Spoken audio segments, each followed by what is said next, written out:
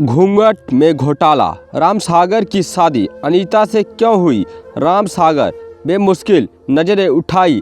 लड़की के सिर पर गुलाबी पल्ला था, आधा चेहरा ही राम सागर को नजर आया, चाँद सा बिल्कुल गोरा गोरा।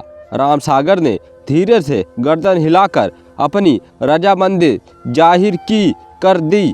अगर आप इंडिया से हो तो इस चैनल को सब्सक्राइब करके नोटिफिकेशन ऑन कर लेना। राम सागर बड़ा खुश था, उसका दिल बिल्लियों उछल रहा था। बात खुशी की ही थी, उसकी शादी जो तय हो गई थी। आखिरकार इतनी दुआओं और मन्नतों के बाद जीवन में यह शुभ अवसर आया था, वरना उसने तो अब शादी के विषय में सोचना ही छोड़ दिया था। माँ बाप जल्दी गुजर गए थे। राम सागर घर में सबसे बड़ा था, उसके बाद 2 बहनों और 2 भाई थे, जिनकी पूरी जिम्मेदारी उस लड़के के कंधे पर थी। थोड़ी खेती बाड़ी थी और एक किनारे की दुकान भी। 18 बरस की उम्र रही होगी जब माँ बाप साथ छोड़ गए। राम सागर ने बड़ी मेहनत की, चारों भाई बहनों की देखभाल और उनकी शादी विवाह की जिम्मेदारी उसने माँ बाप बनकर उठाए।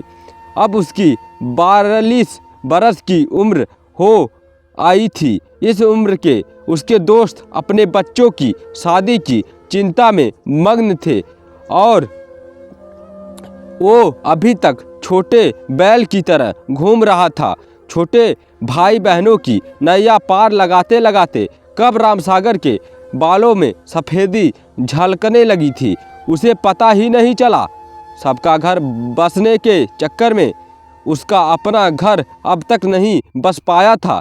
चलो देर आए दुरुस्त आए, रिश्ते की बुआ ने आखिरकार उसकी सगाई तय करा ही दी। उसका मन बुआ को दुआएं देते नहीं थक रहा था।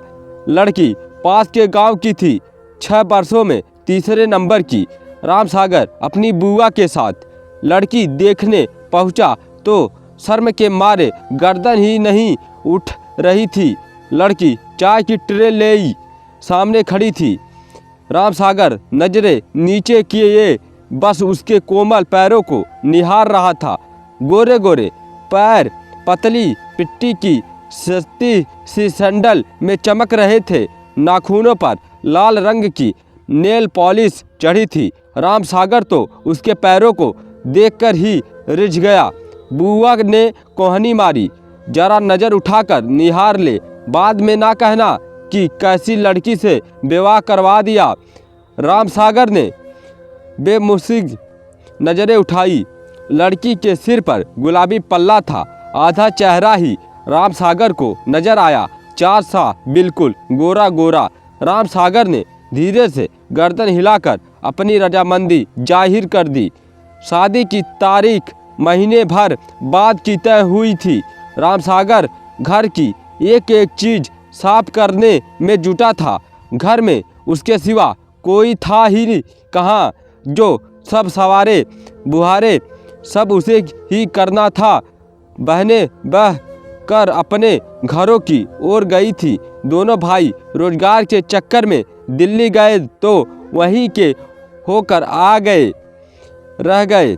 एक एक करके अपनी पत्नी और बच्चे को भी ले गए कि वहाँ बच्चों की अच्छी परवरिश और पढ़ाई हो सकेगी। पीछे रह गया राम सागर अकेला। 1 महीने में राम सागर ने घर का क्रियाकलाप कर डाला। अपनी पत्नी के स्वागत में वह जो भी कर सकता था उसने किया। आखिरकार शादी का दिन भी आ पहुंचा। घोड़ी पर सवार राम सागर कुछ दोस्तों और रिश्तेदारों से घिरा गाजे बाजे के साथ धड़कते दिल से अपनी होने वाली ससुराल पहुंचा। लड़की वालों ने स्वागत संस्कार में कोई कमी नहीं छोड़ी। जमाल फेरे सब हो गए। राम सागर बस एक नज़र अपनी पत्नी के चेहरे को देख लेना चाहता था, मगर चाँद पर लंबा घूंघट पड़ा था। आगे पीछे उसकी बहनें, सहेलियां और रिश्ते की बुएं। सुबह विदाई के वक्त भी लंबा सा घूंघट। विदा की बेला आ गई। राम सागर घूंघट में जार जार रोटी अपनी दुल्हन को लेकर अपने गांव पहुंच गया। सारा दिन रीति रिवाज निभाते बीत गए। दुल्हन भीतर कमरे में औरतों के बीच दुबकी बैठी रही और वह बाहर मर्दों में। आखिरकार सुहागरात की बेला आ गई। औरतों ने आकर रामसागर को पुकारा और धक्का देकर कमरे के भीतर ढकेल दिया। चाँद पर अब भी घूंघट पड़ा था। रामसागर झिझकते हुए पलंग पर बैठा और इसका चाँद और ज़्यादा सिमट गया। काफ़ी देर खामोशी छाई रही। आखिर हिम्मत जुटाकर रामसागर ने घूंघट के पट खोले तो जैसे उसको सांप सूंघ गया। घूंघट का चाँद वो चाँद नहीं था जो उस दिन नजर आया था। ये तो कुछ फीका फीका सा था। बेखता उसके मुख से निकला, तुम कौन हो? वह धीरे से बोली, अनीता। सागर ने कहा, मगर मेरी शादी तो सुनीता से तय हुई थी। अनीता ने गर्दन झुका ली। तभी दरवाजे पर दस्तक हुई। सकते में डूबे रामसागर ने उठकर दरवाज़ा खोला तो सामने बुआ खड़ी थी। वह झपटकर अंदर आई और दरवाज़ा बंद करके पलंग पर बैठ गई। रामसागर हैरानी से उनकी ओर देख रहा था। कुछ पूछना ही चाहता था कि बुआ बोल पड़ी, रामसागर, ये अनीता है, सुनीता की बड़ी बहन। तेरी शादी सुनीता से तय हुई थी, मगर वह किसी और से प्रेम करती थी, उसके साथ भाग गई। वह उम्र में भी तुझसे काफ़ी छोटी थी, चंचल थी, तू उसे संभाल नहीं पाता। इसके पिता तो बड़े दुखी थे, मुझे बुलाकर सब सच सच बता दिए थे। माफ़ी मांगते थे, मिन्नतें करते थे। फिर मैंने तेरे लिए अनीता को पसंद कर लिया। सब विधि का विधान है। यह भी शायद तेरे लिए ही अब तक कुंवारी बैठी थी। छोटी बहनों की शादियाँ पहले हो गई।